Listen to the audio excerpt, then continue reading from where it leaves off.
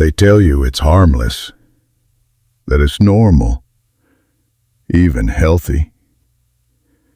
Just a way to relieve stress or blow off steam. But what if that private habit, done in secret, is draining your energy, dulling your mind, and disconnecting you from your higher self? What if the very thing you turn to for comfort is the thing keeping you from peace, power, and purpose? This is the truth they don't want to talk about. The spiritual, psychological, and emotional cost of masturbation. Let's break it down, raw, honest, and real. Because once you understand the truth, you'll never see this habit the same way again. Most people think masturbation is just a physical act. But it's not. It's neurological. Every time you stimulate yourself, your brain releases dopamine, pleasure, oxytocin, bonding, prolactin, the crash after orgasm. Here's the danger.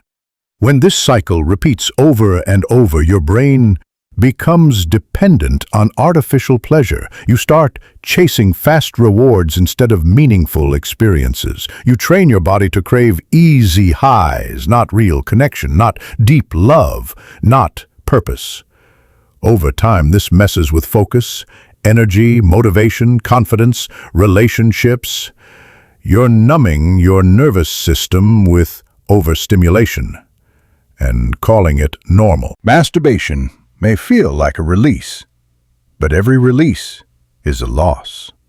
In ancient spiritual traditions, especially in Eastern and yogic practices, sexual energy is considered your life force, your chi, your prana. It's the energy that builds creativity, willpower, inner drive, spiritual insight. When you constantly drain that energy through self-pleasure, especially with no deeper purpose or connection, you become weaker, spiritually and energetically. You feel tired, foggy, disconnected, not just from others, but from your own potential. And most people don't even know why they feel that way, because the energy leaks are invisible, but the damage is very real. Let's go deeper. Your body is sacred. Your sexual energy is sacred. But pornography and compulsive masturbation turns something sacred into something shallow. It disconnects you from your soul. It pulls you out of presence and into illusion. Instead of becoming aware of the divine energy within you, you get trapped in lower desires. You no longer feel deeply.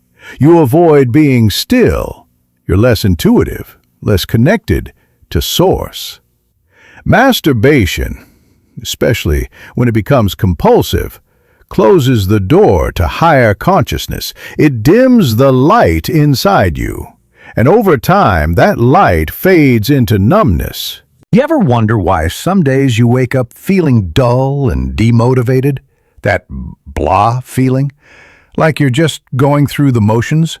Frequent masturbation can cause brain fog, social anxiety, lowered confidence, difficulty concentrating, even depression.